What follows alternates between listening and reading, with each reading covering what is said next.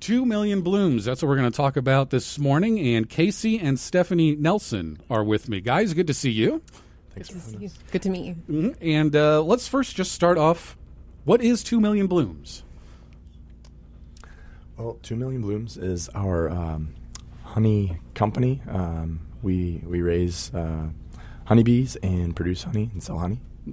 And how long have you guys been doing this? Well, in 2015, about a year after we started beekeeping, we entered our honey into the Good Food Awards and won, and decided to scale up from there. And so this has a lot to do with beekeeping as well. And I know that's been in the news a lot lately about, they're kind of starting, I don't want to say extinct, but, the population is very low. What do the bees, provide? I mean, we don't pollinate, but, what is the main advantage of, having bees around and having beekeepers and, just keeping the population going? Yeah, that's a good question. I think there's a statement in agriculture that talks about that 1 in 3 bites of food are thanks to pollinators. We would probably have some kind of famine if we didn't have our pollinators. So what got you guys interested in beekeeping and doing hives and all that? I actually wasn't that interested to start off with. He was the one who was kind of leading the way. Sure. Yeah, so I'd been wanting to do it for some time. I've always had a love for the outdoors and just a fascination with the natural world around us. And so I thought we should take a class. And there's a nearby in Fairmount, Illinois, there's a place called Long Lane Honeybee Farms. And that's David and Sherry Burns. They do a lot of beekeeping classes. He's one of 3 master beekeepers in town. So. Yeah, in the state of Illinois, he's one of 3 master beekeepers, and we signed up. Stephanie was a little, I wouldn't say, went into the class, kicking and screaming, but she was a little bit more reluctant. But it was Valentine's Day weekend in 2014, and I think I convinced her that it would be a nice date, a Valentine's date. Which at first it was not the most romantic choice, but it turned out we were happy we did this. Yeah, and it wasn't long into keeping bees as a hobby, in the backyard that we knew we wanted to pursue it further. And so you're named, your company business is 2 Million Blooms. Where did that name come from? Yeah, that name came about just from our research and fascination into the biology and the bee behavior, and just the many fun facts, I would say, of the honeybee, and just what a complex, really, ecosystem it is. It's a super organism. But one of the facts that caught our attention was that to produce just 1 pound of honey, the foraging bees must visit 2 million flower blooms. So, we're just amazed by that, and I think we take that for granted. And since we're selling 1 pound containers, it just seemed appropriate to call ourselves 2 Million Blooms. We tell customers, when they receive or purchase our honey, like, you're holding there the essence of 2 million flowers. So there's the educational element to the consumer. I feel that's important, especially in this sort of bizarre age we live in, where we're so disconnected from our food sources. You just go to the store, there it is, and you don't think anything of it. And but finding out, what really goes on into getting that into your 1 pound jars, it's quite a bit of work. Yeah. Where are your hives located at? Well, we started out with a couple in our backyard in Champaign, but we've since scaled up, and so we now have apiaries in both Champaign and Urbana, one in each town. So kind of on the outskirts, a little more rural, but still close to everything that's offered within the city. And it is a family business. Does everybody in the family take part in the business? Yes, we all do. He does most of the beekeeping part, so we don't often go out and tend the bees. Occasionally, I'll go out with him if he's like, "I've got a lot to do. Can you come help me with something, or moving a hive or something like that?"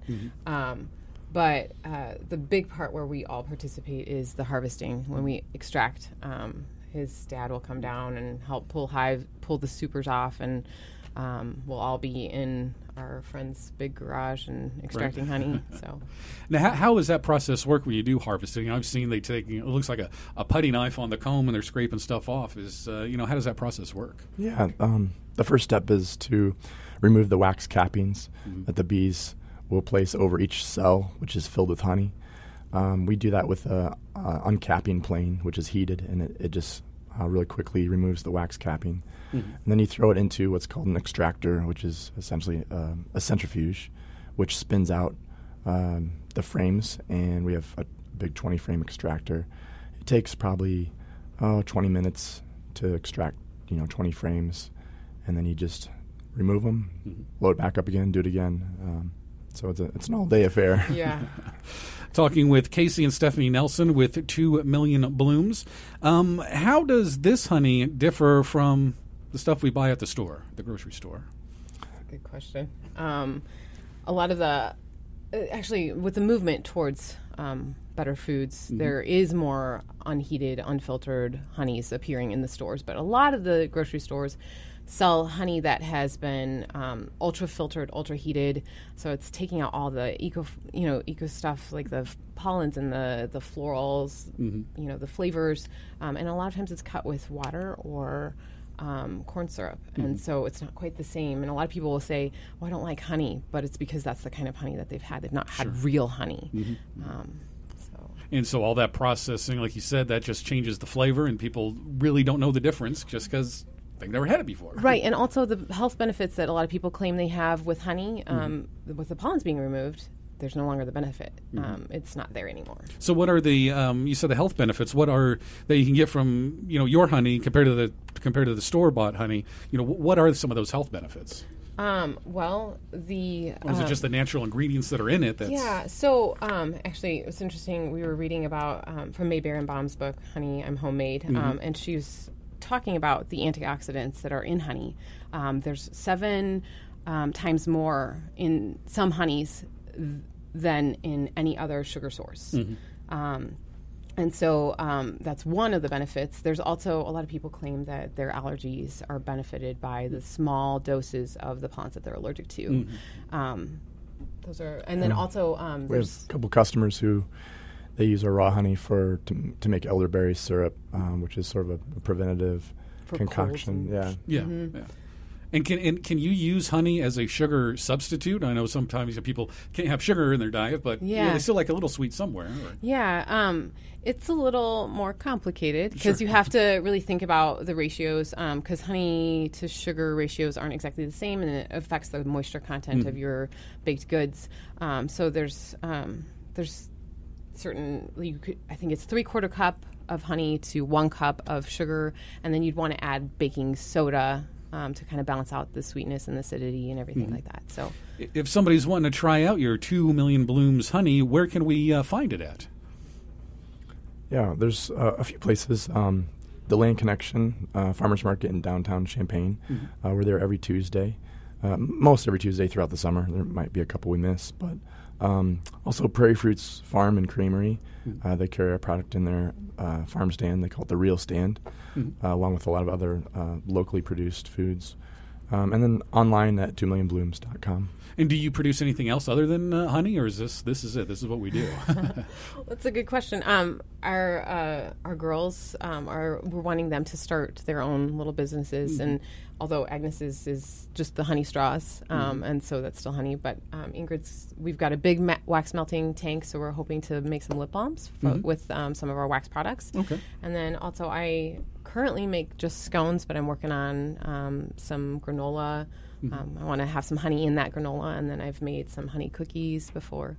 If there's any place, somebody, this sounds interesting to them, want to use honey, with their baking or whatever, are there resources they can go to that are, honey-based cookbooks or recipes or anything like that? May Berenbaum's book, Honey, I'm Homemade, is a great one. And May Berenbaum's a professor here at the university. And so she's world-renowned entomologist, and it's a fantastic book. Lots of. And can you do a variety of honey, like a different flavor or a different texture or anything like that? Yes.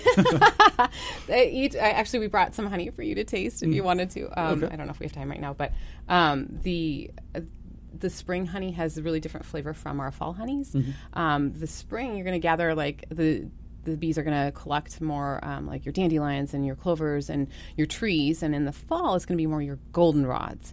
And so the flavors are really different. The fall tends to be more robust in flavor, and the spring's really light and floral. But a great place if you wanted to go and taste honeys is the Pollinatarium here in town at the university. They have a wide variety of honeys that you can taste, all the way from water white, apple blossom honey, to buckwheat honey, which is like your darkest, Wow. Yeah. So if they wanted to try different honeys, that's a great place to go. All right. So. Kacey and Stephanie Nelson, 2 Million Blooms. You can find their products at different areas, and of course the Champaign Farmers Market put on by the Land Connection. They're there almost every time they have that market going on. Thanks, guys. Thanks for coming in today. Thanks a lot. Thanks for having us.